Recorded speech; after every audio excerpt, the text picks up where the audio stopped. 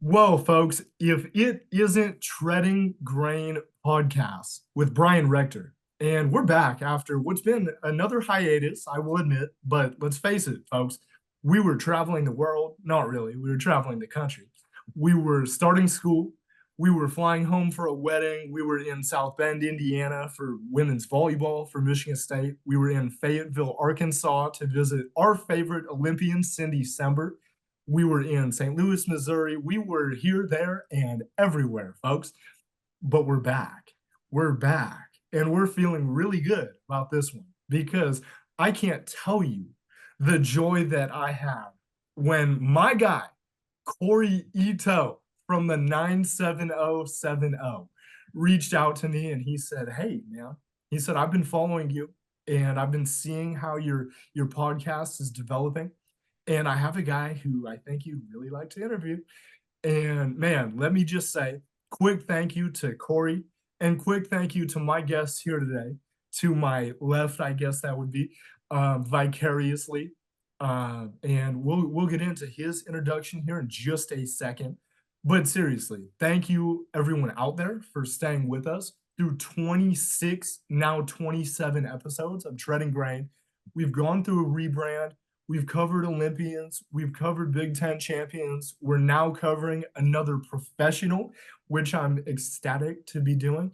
And I'm really excited because this man is somebody who's connected deeply to faith environments around the country.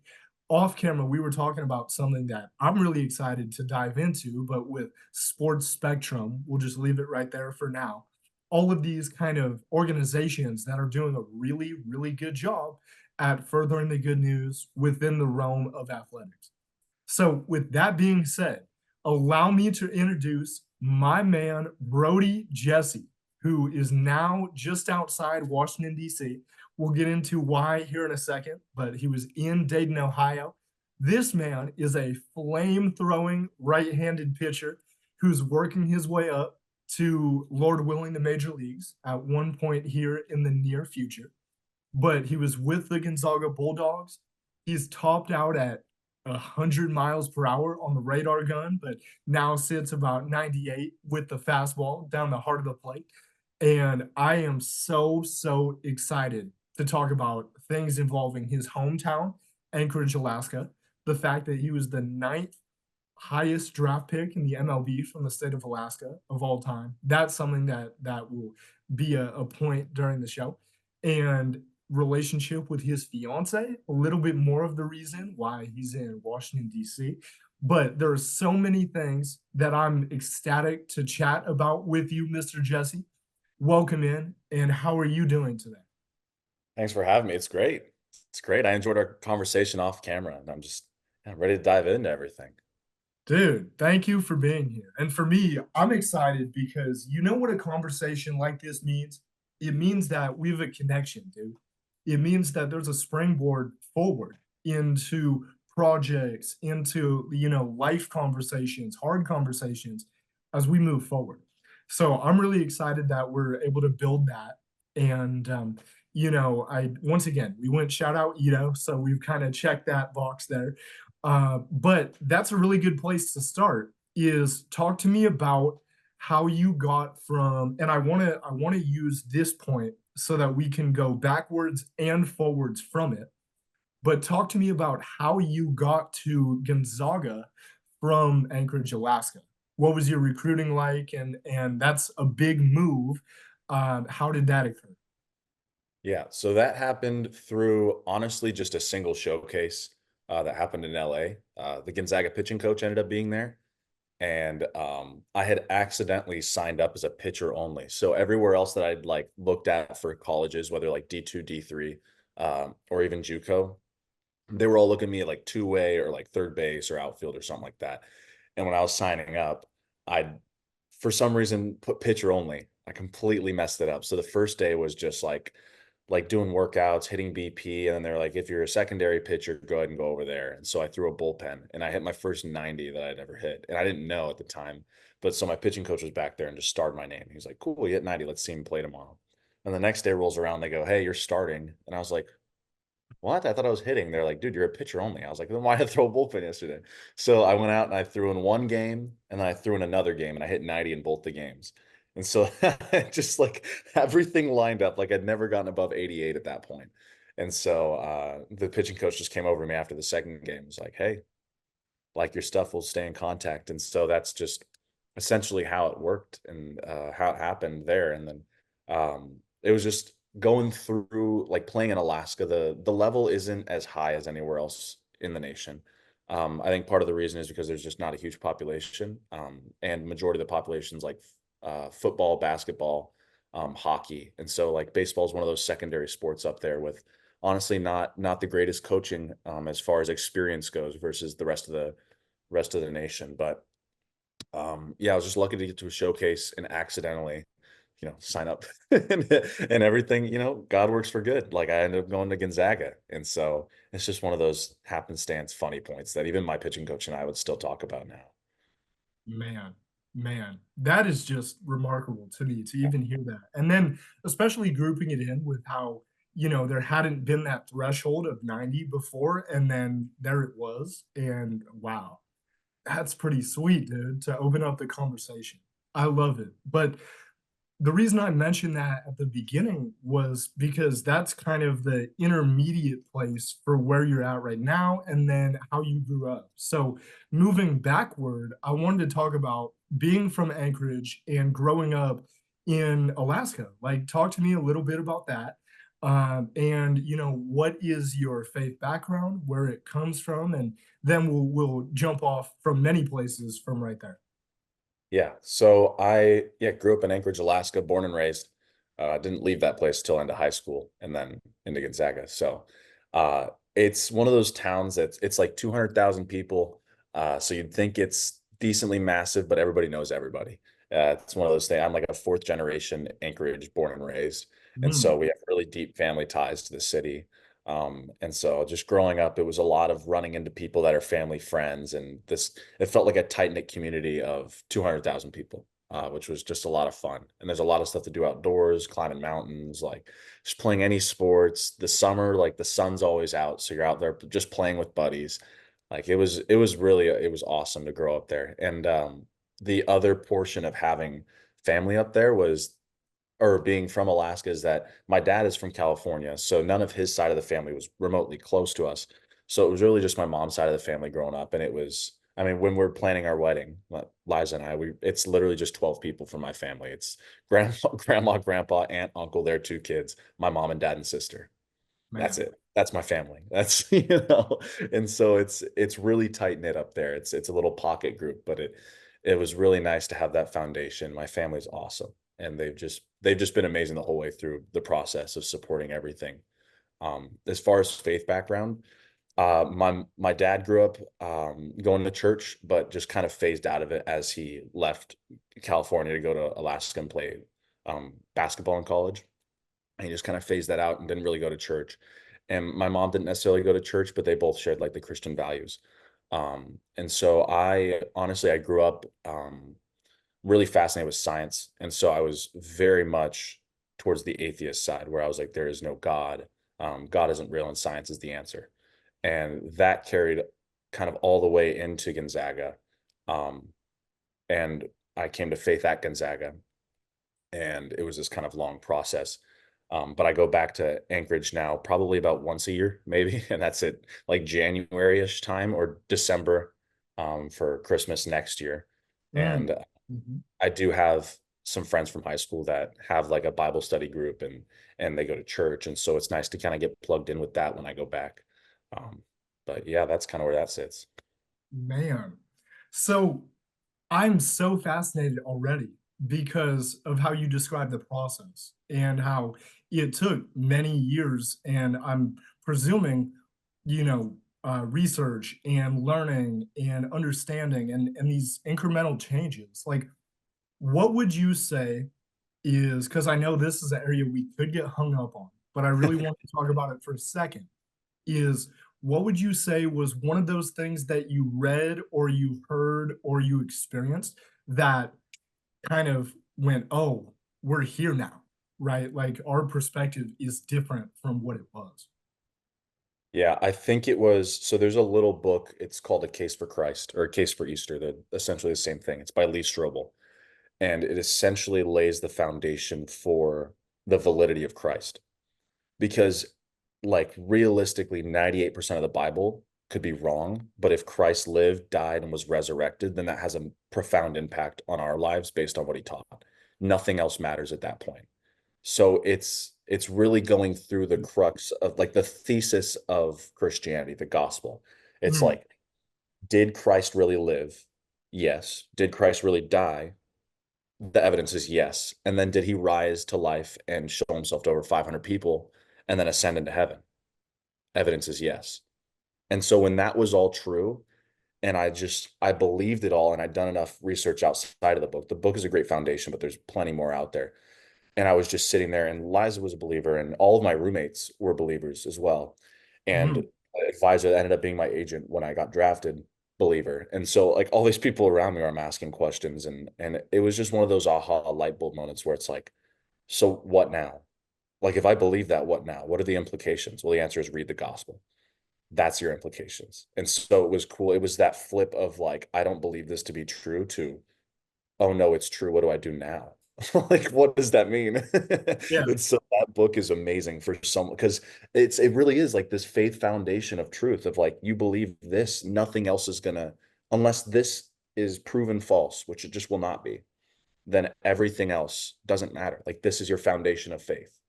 So, like, it's a really cool starting point for me, especially for, like, how I was thinking science was the answer and everything. Like, it used science to prove it. It's like, this is really what happened. Man, I think there's a friend of mine who I consider to be in that category of largely science-based and using those grounds to be, kind of denouncing faith, unbelieving, and as we're sitting here, I'm thinking to myself, now that you've kind of revealed what worked for you, that gives me great insight into how I can be, somebody to witness, in that way. So thank you for sharing that. That just kind of hit me over the head all of a sudden. I would Uh, say the biggest thing I've noticed, like, because I come from, like, the atheist side, is, sure. like, the hardest part about evangelizing to those people is they don't believe the Bible is real, or they don't believe God is real. And since that's all of our foundation of truth, and they don't believe that, it's hard to, like, go at it in any other way, because then they just say, oh, the Bible's false. So, like, it's just made up, or God's not real. So, like, you can't prove God. And then you just have to say, well, it's faith. And they go, exactly, I don't believe it. And it's like this circular reasoning. So that, yeah, that book is a huge resource. It's tiny. It's actually, I got it right there. I'll grab it. No doubt. Dude, in practice, I love this. This is Yes, this one's A Case for Easter, and it's wow. almost a pamphlet. That indeed is a So small book, but yeah. that's pretty sweet. I need to earmark that right now and make sure I'm gonna do that. I'm gonna write that down. That's incredible. Uh, geez. So your story is one that, yeah, I mean, we've been on for 10 minutes and I'm intrigued beyond belief already. Yeah. Um, so something that when I was doing my research, quote unquote, trying to figure out what the basis of the show was going to be, I saw that you have John 3:16 through 21 in your Instagram bio. And that's something that we talk about, the faith foundation. That passage right there is the elementary bare bones of our faith.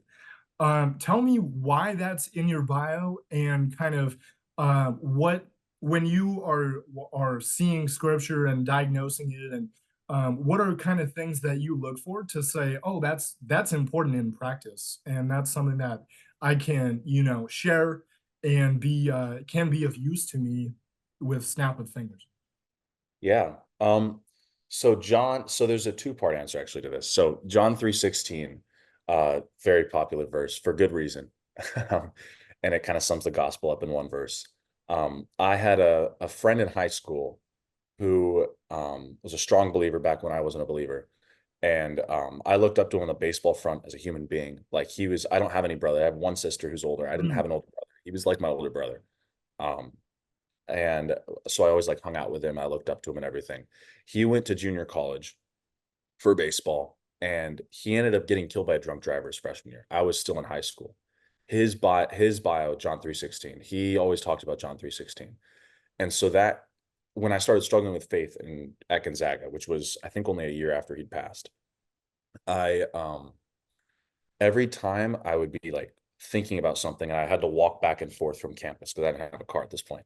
And I'm walking back, and I'd always run into something that said John 3:16. It's popular, but it's not that popular. I like whether I'd get a bot following me on Instagram and it would say John 3:16 in the bio. Or I remember vividly, I'm walking back and I turn the corner on this block and I'm thinking about something. I think it might have even been the case for Easter. I just finished it and I was thinking about that. I was like, what does that mean? Blah, blah, blah. I turn the corner and in chalk in front of me, massive John 3:16.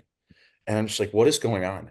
Like every time I'm thinking about God, he's just putting that like right in front of me. And that association with like my buddy Sladen was like huge. And so there's that implication for why it's in my bio, because it's just such a dear verse to me because God used that to show me his goodness and show me that he is real and he's pursuing me. And the other portion of that is the context for John 3:16 is way more profound than just the verse. Um, Jesus is talking to the religious leader Nicodemus, who is not supposed to believe that Jesus is the Messiah because they think it contradicts their Messiah. But Nicodemus is kind of struggling with that thought. And so Jesus is very lovingly going through the entire, basically what he's going to do, what his life mission is. So it's one of his first like revelations of like, this is what I'm going to do on earth. And he's just walking him through it, almost like a child, just walking him through it. And after, the whole John 3:16, it's like, I didn't come to condemn the world, but to save it. And he keeps going. And it's just talking about like, why is this the answer? Why is this God's plan? Because he's trying to save us.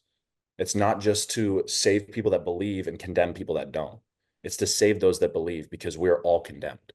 And it keeps going. And it's like, bring you into the light because those that are in the darkness are afraid of the light. Yes. But like, I'm here to bring you into the light. So it's like, accept the grace, accept the mercy, like accept my love for you because that's all that I'm here for. I'm not here to condemn you because you're all condemned. That's your state. That's the state of the world. We're all falling. Like I'm here to save you. That's where my heart is at. You have to understand that. So as the religious leader, he's sitting there and it resonates with me too, because I was thinking like Christians are just out on their soapbox yelling at people and judging them from this like I'm holier than thou kind of position. That's not it. Like God is after your heart. He wants your love and he wants you to like accept Jesus because that's his grace for you. That's your ticket back to the holiness that you were created for. That's your purpose. So that whole section of 3:16 to 21 is just profound when you read it in context. It's even more profound than just the gospel and that nice summary that you can, just write out really quick or memorize. Like that whole passage is incredible. And so that's why I put 16 through 21 in the Bible. Hmm. Okay. Man. Wow. Thank you. Thank you for providing context to that. And thank you for also being willing to share about your friend. Um, man. Um, dude, that's really cool. That's really cool. For a number of reasons. But when I think about context, right? Like the context and understanding of why it matters and why it pertains to us is everything, right? And like people say, perception is everything. Well, okay, but in order to perceive, we need to know what was, right? Right. And what is going to be. Um, so I appreciate the fact that you were able to spell that out. But as we're moving on from that, is like, what are some of the other, if you don't mind me asking, either pivotal verses or stories from the word that you kind of lean on for your understanding? Oh, I think I just read through Romans Hmm. in this last month, and after reading through some of the Old Testament and going back to it, it's incredible. Like you hear of the Roman road kind of as like spelling out what it means to believe in Christ. Romans is really a fantastic book just to read through and meditate on because there's so many like spicy, like controversial verses that are very action oriented and very easy to understand. Mm, Um, so that was really nice for me to walk through, as well as some of the guys on our team. We are going through that as well, and it was just cool to hear everybody's perspective and how that specifically relates to them. And then the one of the verses that stuck out to me a lot was Psalm 13. Um, it's so when you think about like praying, usually it's you praise, you fluff up God, and then it's like, by the way, can you slide this in while I'm praising you? Like it kind of feels like that sometimes. And David in Psalm 13 is just pouring his heart out to God, just like transparent as possible. Like, why do you hide your face from me? Like, why do you let my enemies persecute me? Why do you let all these things happen to me? And then at the end, he praises him. And so he reconciles with it in the middle. And it's one of those things that flips prayer on its head. And it's like, if I'm really praying from the heart, do I just forget about how I'm feeling and praise God until I feel good inside? Or am I just going to lay out to God, this is how I'm feeling. I don't know what to do about this. I need you Mm, right now. I'm poor in spirit and I need you to fill me up. And then at the end, as you're reconciling it through God and through the Spirit, you can be like, you're amazing. Like you've done these things for me. Like I need to trust in your unfailing love. And it's like a really cool psalm that like Psalms can be kind of confusing, but that one just flips prayer and it kind of gives you that insight into how you can lament before God while still staying faithful and still mm, understanding God's perspective in your life. yes, man, dude, that is so good. Uh, in that, there's something important that I heard you say that I wanted to keep going with. Is you talked about being able to study with teammates and being able to have, and this I feel has been a routine thing that you've mentioned so far is being around those who do believe.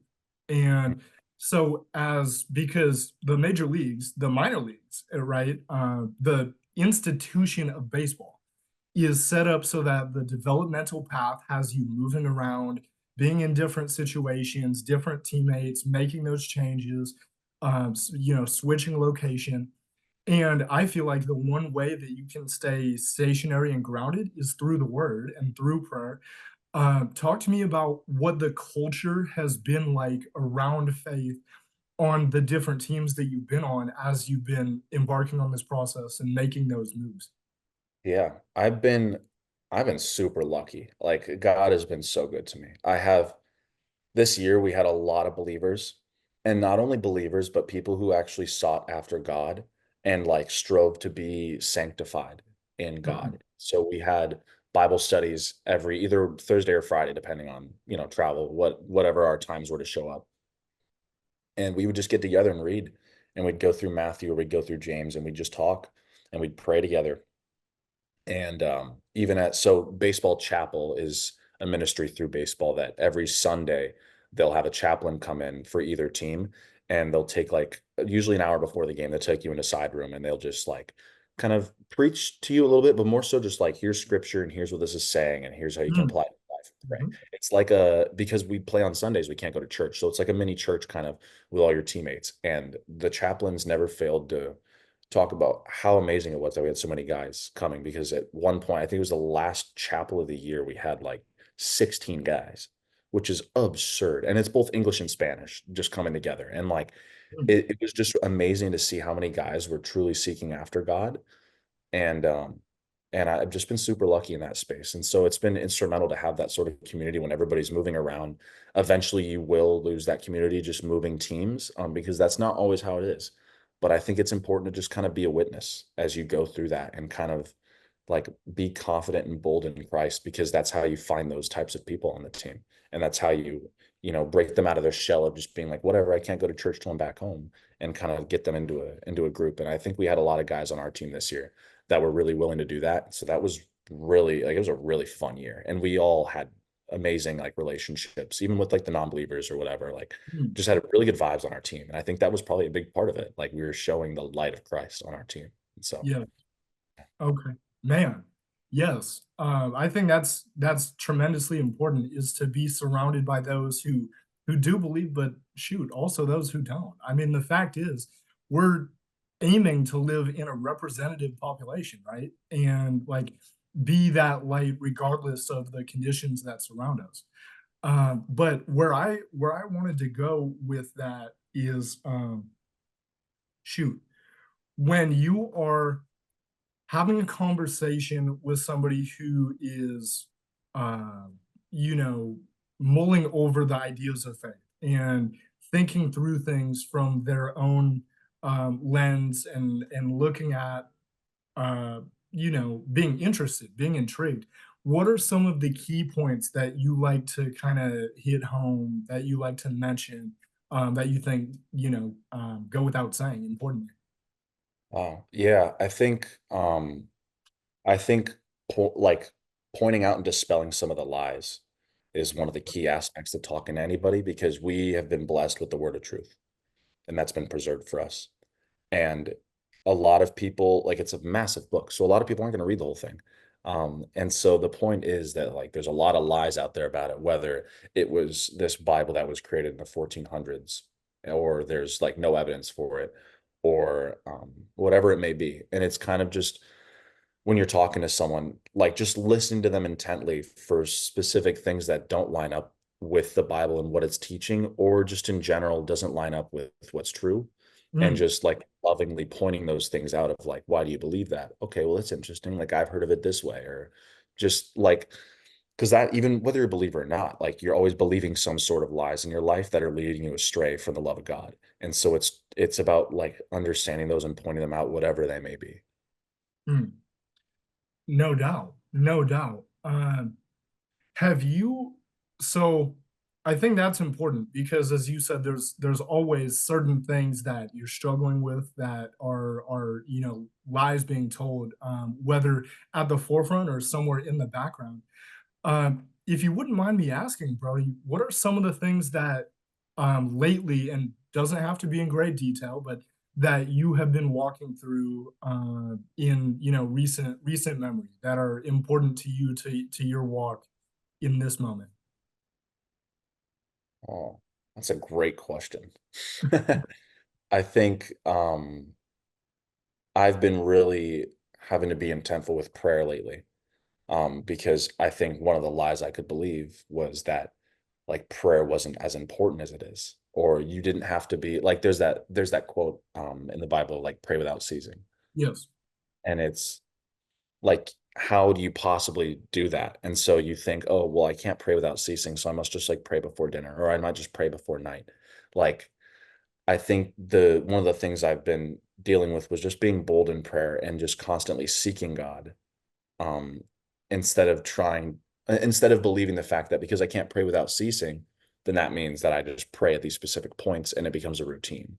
Like I think that's one of the things I've been working through with Liza as well is just, pray together, like as a couple, pray on your own after that because it's not like you're trying to check a box. You're just trying to seek God. You can be spontaneous with it and impromptu if you're feeling something. Just give it to God through prayer. Like just being intentful with that sort of thing has been helping me walk through like those lies that I was believing for so long about prayer, where I was just honestly putting it on the back burners for like the first couple of years of being in faith. And that's been instrumental for me. Mm, mm. Yeah, absolutely. Absolutely. There was something I was thinking about with you is I would imagine, and I may be wrong, I will die on that hill if I am. But I imagine that there's a moment where you were understanding that your identity is separate from anything that you do, and namely playing the sport of baseball, right? I know with Athletes in Action and with FCA and with some of these organizations that exist on campuses and in kind of the junior, the amateur side of the game, one of the pillars is always your identity is first and foremost and namely in Christ and not in baseball or not in X sport or X, detail of your life, responsibility that you hold. When was that moment for you that you kinda, if there was one, where your identity shifted from being rooted in baseball, and what do you feel like the intersection is between your faith and playing the game that you love? I don't know if there was a certain moment. It was more of like a slow transition. Mm, Just mm, usually how things work with God. mm, It was very, and then I got to some point, honestly, this year where I look back and I was like, wow, I just feel different about the game of baseball now. Like mm, it's gone from this thing that I obsessed over in college, where it was like my goal is to get drafted and nothing's gonna stop me. And I would just obsess over it day and night. And it was my life. It was literally my life was just thinking about baseball. And although still important. If tomorrow I woke up and baseball didn't exist, like, I feel like I'm at a point now where that doesn't matter. Like, that's not my identity, like you're talking about. And I don't know if it was just intentionally reading the Bible every day so that I was like understanding like what God was saying for you, or if it was just talking with other guys or hearing it over and over again. I don't know what it was, but it's just to the point of no matter what happens, it's okay because God will provide. So it's just like my identity is in Christ. It's not in baseball. It's not in whatever other career path I might choose. It's Mm. just in Christ. It's just in being a Christian and preaching the word and spreading the gospel to all nations. Like that's my identity. That's my calling. That's my purpose in God. Yes. Yes. Here I would love to actually share with you a story that I experienced in March of this year. So, just so you know, and it's ironic rather that it ties this closely to you and to our conversation. But March 30th was of 2024, just months ago, mere months ago. uh, was a moment where I was doing sideline reporting for Big Ten Network for Michigan State baseball against Rutgers. And that was the first time, Brody, I've been doing all of this, the podcasting, the media, the broadcasting games, since a sophomore in high school. And so it's been a journey, and it's been something that I truly believe in my heart was ordained by God. I believe that the positions that I've been elevated to are so that I can share and be a light. But this March 30th game, dude, was the first time where I, in my life, felt like maybe it wasn't. And there was a seed of doubt that was planted. And that stemmed from who I was working with. He outperformed me. And I truly, to this day, I'm like, how did he do that? Like, we weren't on the same playing field that day. I just didn't have it. I didn't bring that desire, that fire to my job. And that kind of put me in a tailspin. And what I realized over the summer months of stepping away and being removed and searching for other opportunities and trying to force my own will is that I literally have no control over what my career outlook is. And so, who am I to say I should be here or I shouldn't be? And moving into my senior year, I've returned to Big Ten Network, but I wanted to share that with you, A, because it was baseball oriented, but B, because man, I in practice saw that what matters are conversations that you and I are having right now. It doesn't matter kind of how I sound on Big Ten Network Plus on March 30th, in the rain or the shine, doing a baseball game. That's not what it is. And I would say since then that has shifted in my life too. So I found that interesting, and I also agree with you that years or months, it's still relatively speaking gradual, right? So I appreciated hearing that from you. That was good. How did you kind of reel with that tailspin? Like what kind of thoughts were you going through to where it directed you to where you are now? Yeah, dude. So March 30th, that happens. And I'll just tell you, being up front, I work, like I said, for Big Ten Network, and I began to say, I feel like I've exhausted everything that I had to give. I feel like my work here is done. I no longer can make a difference. I'm done. I don't know where to go here. And so my initial thought was I'm gonna quit. I mean, I need to leave. This is no longer, there is no place for me anymore. There are people who care more. There are people who will give more. And I'm not him in this situation, right? And of course, I say that facetiously. I am not, in fact, him. But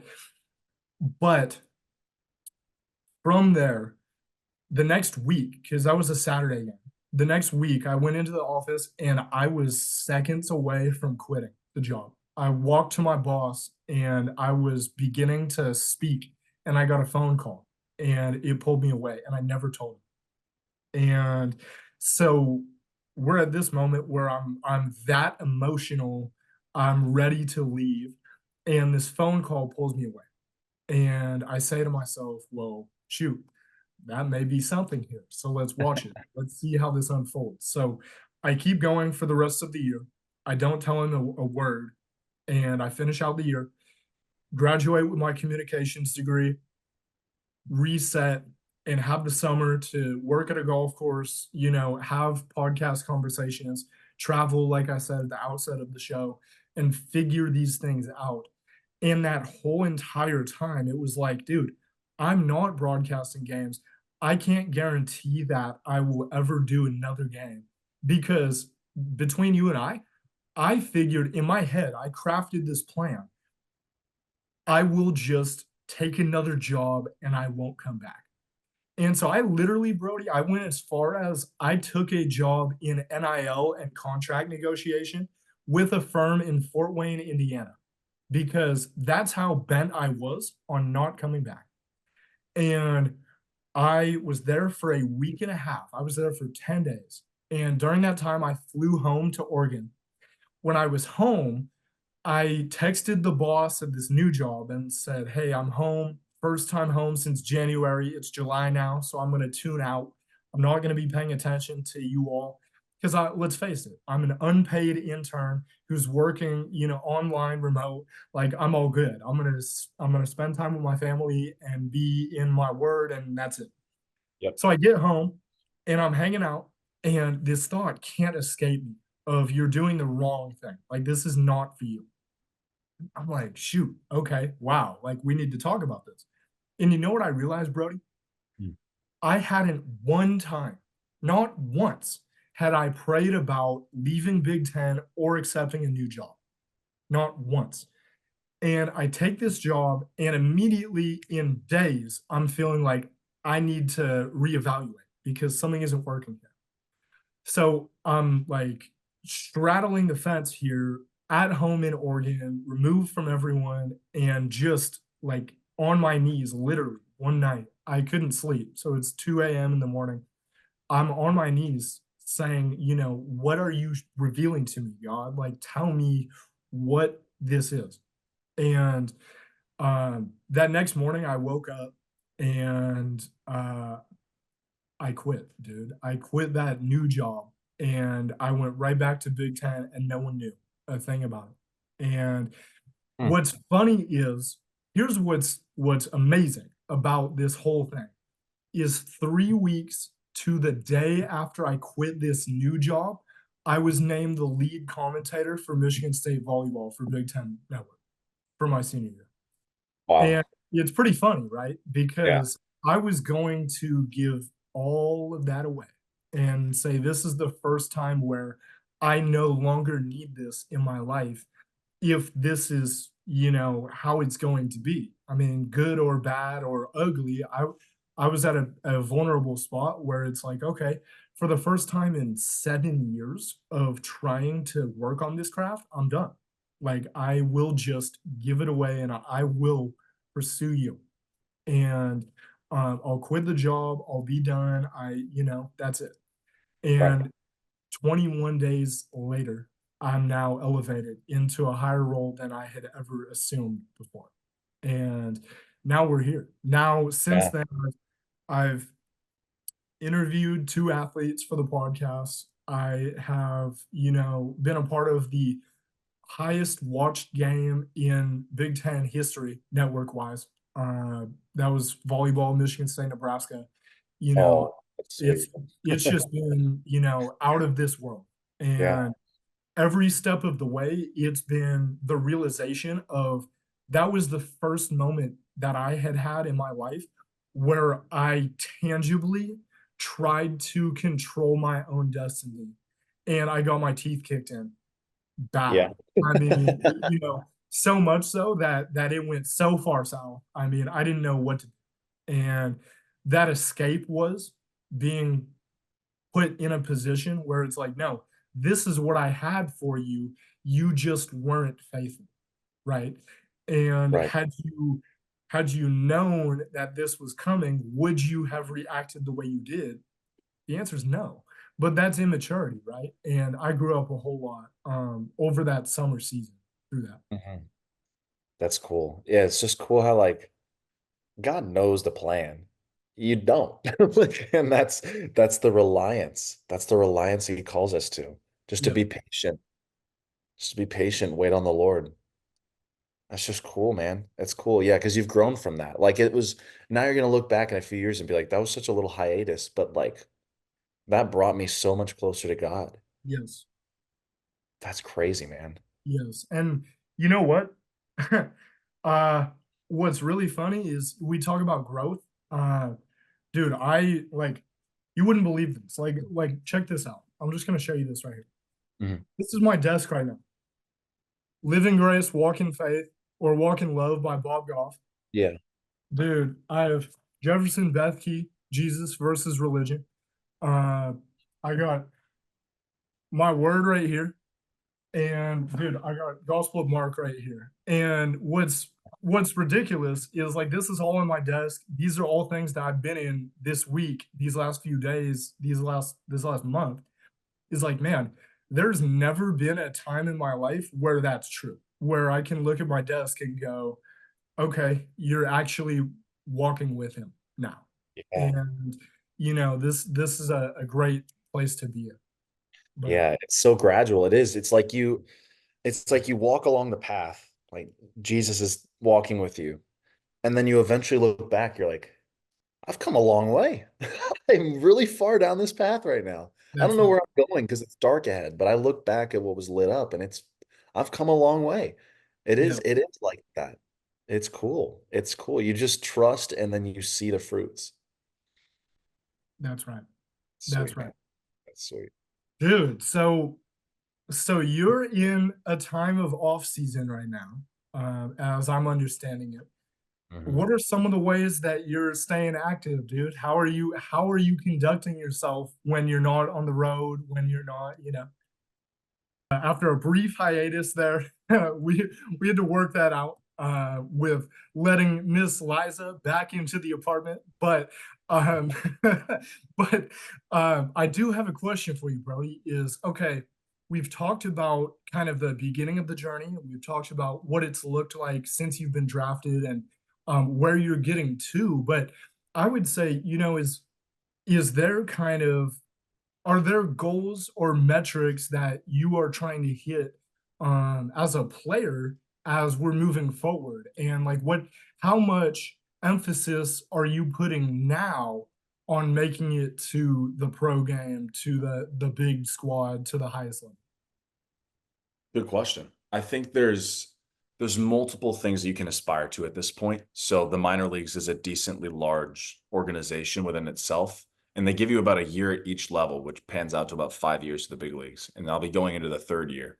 So first goal is going to be staying healthy, and that's just because the more you're available and the more injuries inevitably happen at the higher level or people underperform, that if you're just available, you'll eventually get moved up. So it's just a matter of staying healthy and being on top of that, and kind of doing everything right as far as that, and then just continue to perform to the level that you've been trained to. So it's not so much about refining what you have right now or throwing harder or having better pitches. It's just about continually doing it, being consistent, and then being consistently available by just staying healthy. So Mm, that's like first and foremost the goal for just the next coming years to eventually get to the big leagues.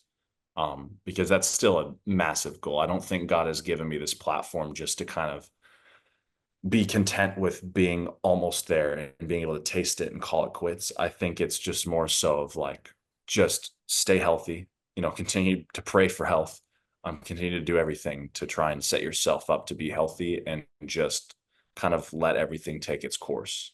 mm. Yes, and you just brought up something tremendous, which I'm kind of glad in a way we had that little break there because we got to a spot that I wanted to get to. Mm. Is what is your take on the state of pitching in the pros and with injuries that have happened and with some of the newcomers, i.e., somebody like Skeens who comes onto the scene and is just lighting it up all of the sudden? Mhm. And, what are your thoughts on the game from your vantage point as it is right now? I think pitching has become better than hitting for the first time, like significantly better than for the first time in the game's history. The batting average has gone down consistently. And so the MLB is implementing rules like the pitch clock.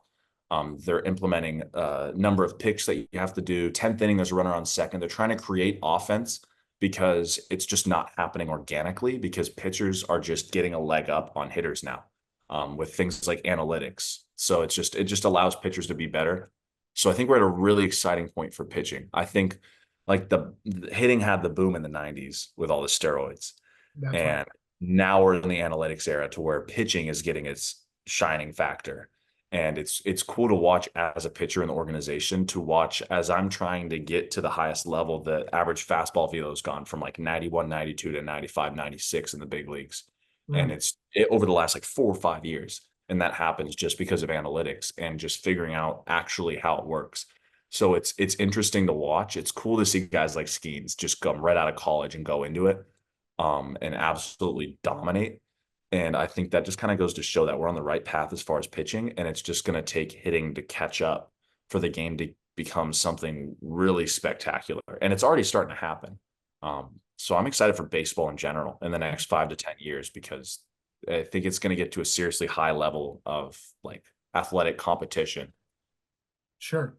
Sure. And, one concept that we haven't touched on yet, which brings us actually very well, I think, to bringing it in, is how have you dealt with the comparison game, dude?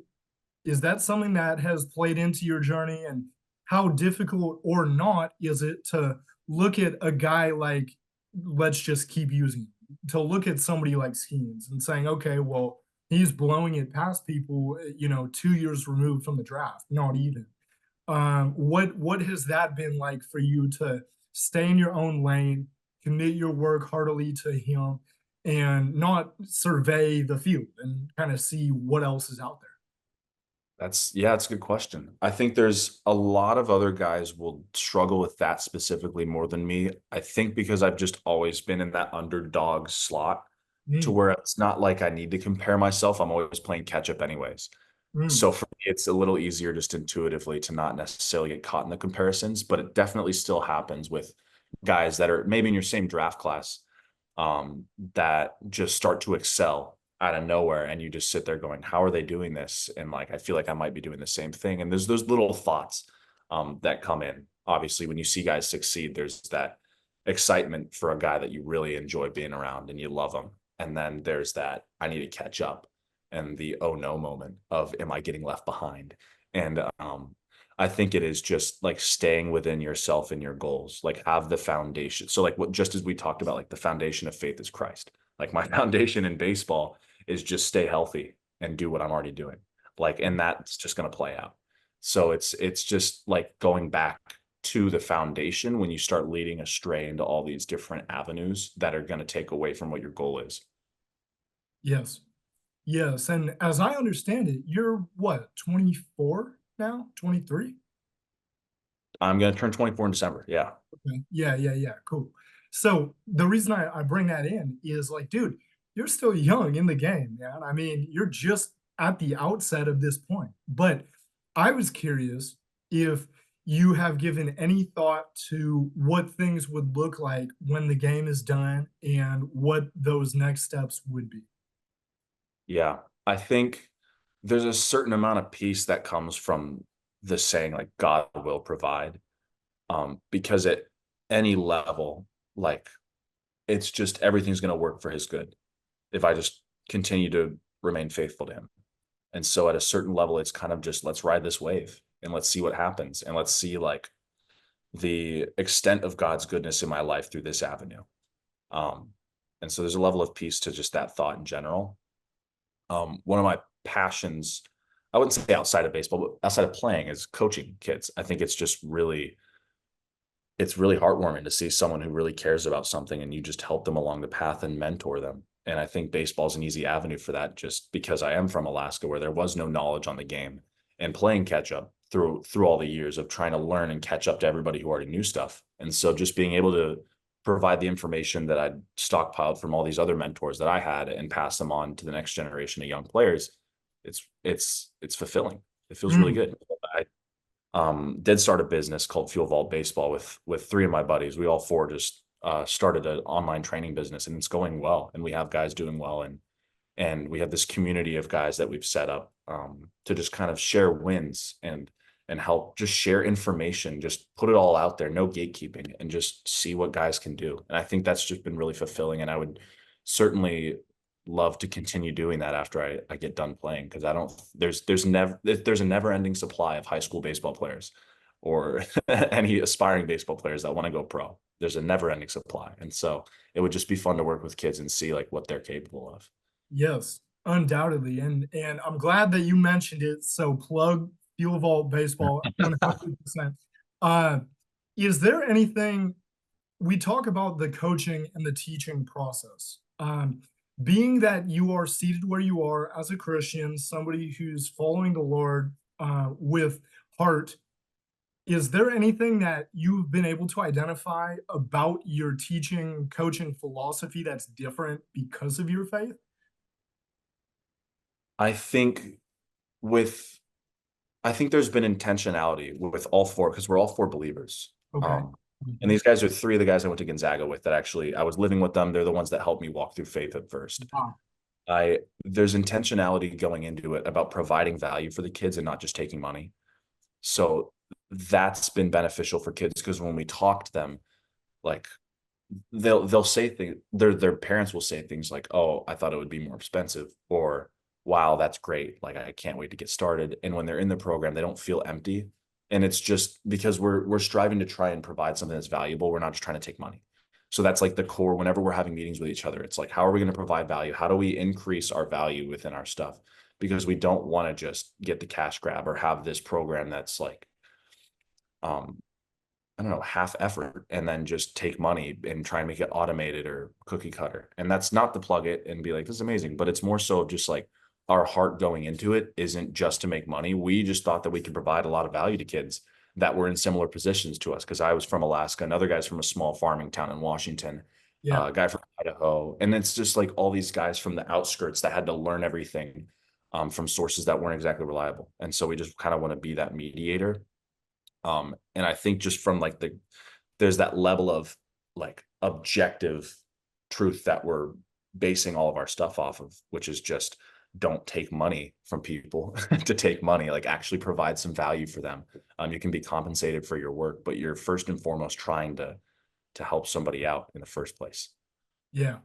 Do you know, and okay, I'm not going to dismiss that message. I was just going into it, but I'm going to say thank you for sharing, and I can see where that comes from, that heart for it and the attitude that it's about value and on the back end and less about upfront what can we profit from it. But to that point, there are guys all around the country who are in this position, right, to be giving back and to be helping out and making an impact. Do you know Ethan Unruh, who was a pitcher at Washington? He had his freshman year last year. He just entered the portal and transferred to Oregon State. Gotcha. Uh, but he's somebody who is a believer who does a lot of work in the educational side of pitching as well. And he's from the state of Washington. So I was curious if there was any connection there. There probably is at some level, but I don't know about it yet. Okay. Yeah.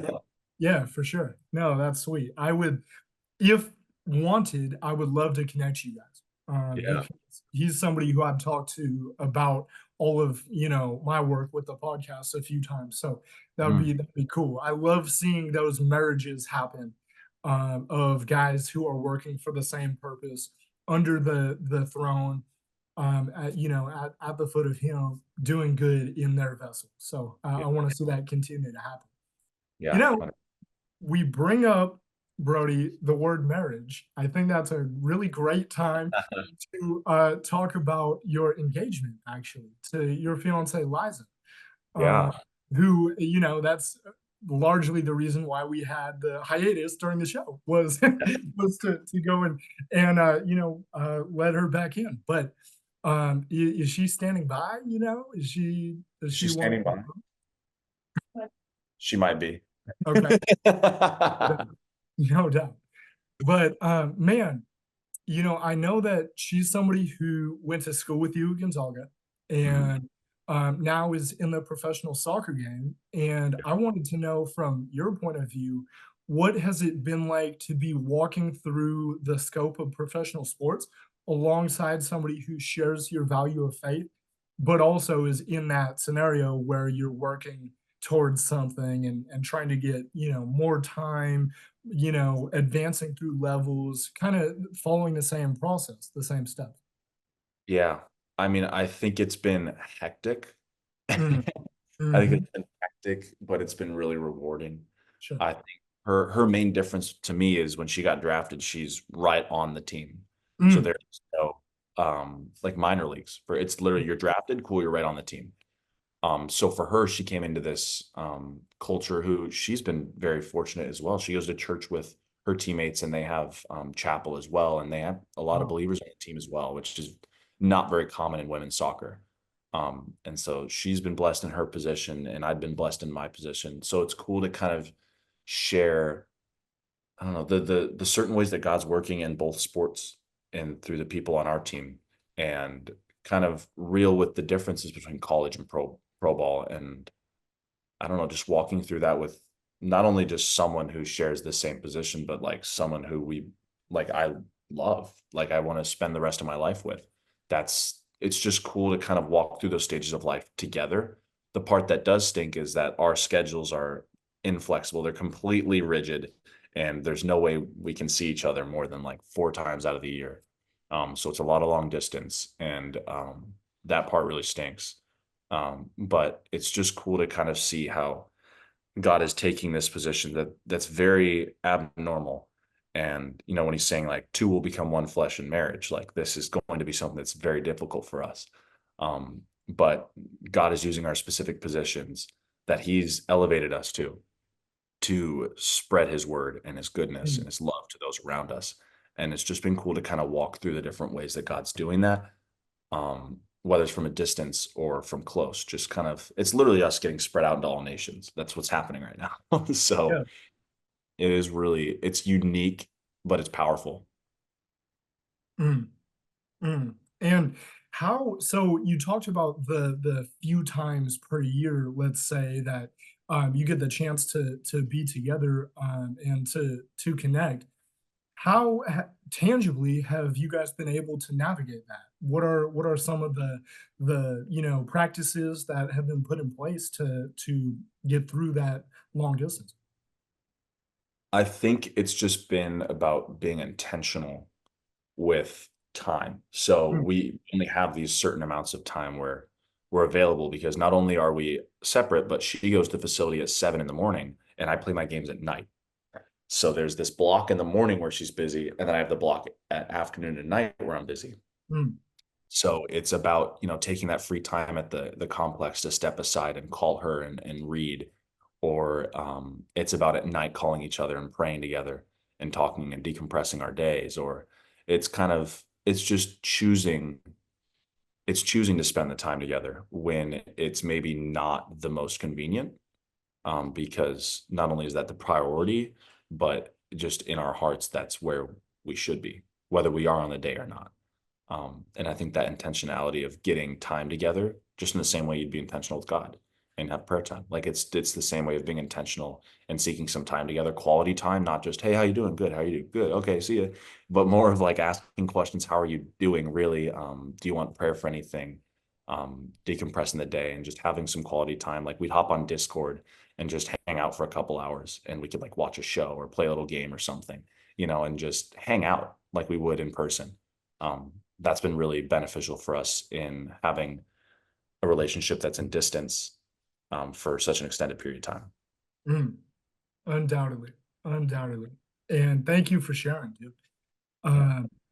Um, I know we've been going for a while, so I want to let you go here momentarily. But one of the last things that I really wanted to know about is what you mentioned when we were still off camera, which is something called increased conference. And from there, I will kind of let you go because it's actually new to me.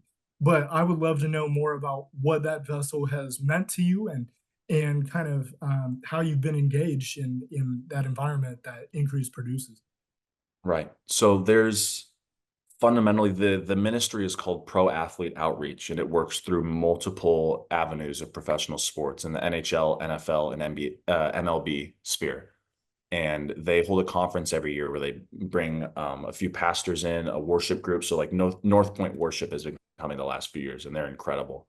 And they bring a bunch of organizations, charities like Compassion or Water Mission, IJM, and they come and they just pool all these resources and these platforms together, and we just worship and praise God, and we learn about God's goodness and how we can steward this in our lives. And there's discipleship and there's mentorship from guys who have, Adam Wainwright or Matt Holliday, where they're phasing out of the game and they can mentor the minor leaguers and the new generation. And they're all in this one group. Just it's brothers and sisters in Christ. It's the body of Christ at these elevated positions where God has placed them. And we're just talking about God's goodness in our lives and how we can steward that to places that are in need. And it's just been incredible for like seeing kind of how you take the blessings of God and you steward them as blessings of God, not things to hold on to for your own gain. Mm, And it's just amazing to see like the experiences that these people have where they bring a financial group in that's completely Christian based, and they'll challenge these guys that have been in the big leagues for a while, like, hey, you've stored up enough money, like try and give away this entire year's salary to these charities and see what happens. And they're whether they're sponsoring kids or they're planting water wells in these spots, or they're doing mission trips. They do mission trips with these guys, where they're going in and they're changing the justice systems in these countries that are allowing some heinous things to happen because they just don't have the facilities to take them on. And it's incredible to just like experience this for 3 days, but kind of four with back end, front end, sure, and experience like the goodness of God and how he's moving through these professional spheres. man. What thank you for sharing. That's something I can say certainly I'm going to look into and start to read about and learn about. What and this is the last two things really that I wanted to touch on. What is the next faith step for you? What's somewhere that you're headed to? What's the next step that you would desire to take in your walk? I think, well, right now, Liza and I are going through a 2 year Bible reading. So I've never read the Bible front to back. Mm, I got baptized last year, last November. So Christianity is still new to me, and I was reading the Gospels and stuff, but I think it's time for me to have the full context and the full storyline from front to back. And so that's as far as tangible steps in faith, it's that. Um, and more of the intangible is just the consistency of coming before God through all the trials. I think just building up like this, the same way you'd be in the weight room every day and see the gains after months, like you're just in front of God every day. And after months and years, you see the progress that happens in the way that you're able to handle the world, not on your own understanding, but on the wisdom of God and what he has designed for your life. And so like the next step is really just a continuation of the steps that have been like revealed to me through the word, which is just be before God and like seek after him as treasure, as like gold and silver, like seek after his word and his truth. Because over an amount of time, that's going to have profound impacts on your life. That's a promise from God. And so just like understanding that God's after my heart and that I just need to submit to him and like seek after him with all that I've got. Um, and just like really commit to that. mm. And this last question for you is one that falls very in line with what you just mentioned. But if you were tasked with giving a word of advice to an upcoming player in the sports realm who's sorting through their faith, working on their journey in their sport, what would you say? What would you want to bestow upon them? I would say be bold, be bold, like seek your teammates out. Don't be afraid of alienation, um, or judgment. You have the truth of God with you. You have the promises of God. you have the love of God, the light of God. Like, just use that to steward relationships with those around you, and that's going to create a profound impact not only on the team you're on, but in the organization and in the world around you, in that whole community. Um, that would be my advice. Man, man, thank you so much for being on, and really appreciate our conversation. And folks, that's been Brody Jessee, the pitcher in the Reds organization, on Treading Grain podcast, the episode 27. Really appreciate you making the time. And there is a ton of value that I too glean from what you were saying. And I'm really excited to kind of roll this one out. And more importantly, my man, I'm really excited to keep a conversation going between us. I just appreciate you and your willingness to engage. Yeah, thanks for having me, man. This has been awesome. No doubt, no doubt. And folks, enjoy the rest of your morning, afternoon, or night, wherever you might be. Thank you for sticking with us. We're now on Spotify, we're on YouTube, we're on Instagram, and all different platforms, trying to expand the knowledge and wisdom of the word and all of the goodness that's being done in the sports realm and in faith. So have a great afternoon, morning, or night, everybody, and appreciate your time.